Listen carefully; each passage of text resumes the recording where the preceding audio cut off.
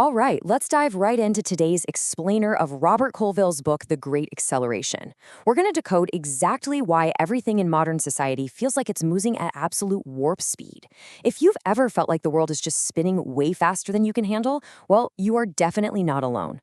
Today, we're exploring why our environment constantly demands these faster experiences, what this relentless pace is actually doing to our health and our daily rhythms, and most importantly, how we can learn to harness it instead of just getting dragged along. So to really unravel this mystery, we actually just need to look down at our own feet. I mean, think about it. Next time you're walking down a crowded street, take a second and just look around. Why is it that despite all of our totally different destinations, we all seem to walk at the exact same pace? And why do you instinctively walk significantly faster in a bustling city than you would in a quiet rural town? Moving right into Section 1, the March of Acceleration. It really all starts with how our physical environment unconsciously dictates our everyday pace. You see, we naturally fall into step with the crowds around us through this incredibly powerful biological force called entrainment. This is basically where living creatures unconsciously adjust their natural biological rhythms to match the group. It's fascinating. Research actually shows that the larger and more industrialized a city is, the faster its citizens march. In fact, across just a 10-year period, global walking speeds increased by 10%. We are literally speeding up as a species. And hey, as our physical movement sped up, our digital patience just completely plummeted. Back in 1999, we would happily sit there and wait up to 8 whole seconds for a website to load before giving up. But today, no way. Google actually penalizes websites that take more than 2 seconds to load. We demand absolute speed. And if we don't get it instantly, our threshold for frustration is just totally shot. Which brings us to Section 2, feeding the pleasure circuit. What's truly wild here is how the technology we use every day actively hijacks our neurobiology to feed this need for speed. We love to blame the tech itself, right? But modern apps operate exactly like a digital Skinner box. They tap directly into our evolutionary craving for novelty. It starts with this variable, unpredictable anticipation. Then, bam, you get that sudden ping of new information, an email, a like, a text message. This triggers an immediate dopamine release in your brain's reward center. Tech companies didn't invent this desire. They're just brilliantly using it to make us crave constant, high-speed novelty. In this obsession with speed, it even pervades our romantic lives.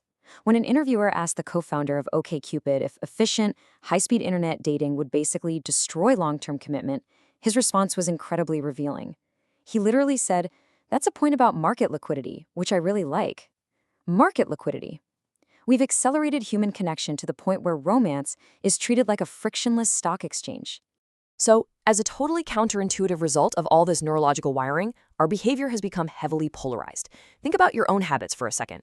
We love the quick hits, scrolling social media for rapid dopamine spikes, but we also love incredibly long, deep binges, like 10-hour TV box sets or massive fantasy novels, just to help us recover. What's completely dying out is the mushy middle. We're either sprinting at top speed or we are hiding away in deep immersion. There's really no in-between anymore. But obviously, there is a physical price tag to all of this. Let's look at Section 3 and the severe toll this relentless consumption takes on our bodies. We constantly hear about the dangers of the stress hormone cortisol, right? We blame it for all our stress. But actually, scratch that. We've kind of got it backwards. Cortisol is really the ambulance trying to save us from the constant state of panic we put our bodies in. Its entire job is to return our systems to homeostasis. The problem isn't the ambulance. The problem is that we're causing so many metaphorical car crashes in our daily lives that the ambulance sirens literally never get turned off. And this builds into an actual health crisis because we're suffering from a massive evolutionary mismatch.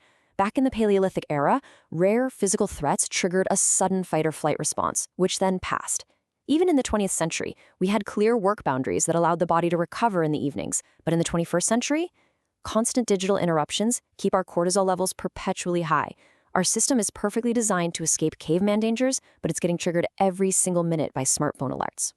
This constant state of alert brings us right to the challenge in Section 4, surviving social jet lag, and how this persistent speed fundamentally disrupts our daily rhythms. Have you ever wondered why you feel so unbelievably awful on Monday mornings? Well, chronobiologists actually call it social jet lag. Our biological clocks are totally misaligned because we're forced to sync with rigid work schedules rather than the natural solar cycle. By catching up on sleep during the weekend, we're essentially traveling back from the grueling office time zone to our natural biological schedule. It's literally like flying across the Atlantic twice a week without ever leaving your house. And look, when critics debate the modern world, this chronic state of exhaustion is what truly matters. We aren't overrating the damage when it comes to our health. We're talking about weakened immune systems, increased cardiovascular disease, and elevated rates of depression. It even goes right down to the rapid fraying of our cellular DNA, literally shortening the telomeres at the ends of our chromosomes. It is absolutely crucial to understand this physical toll.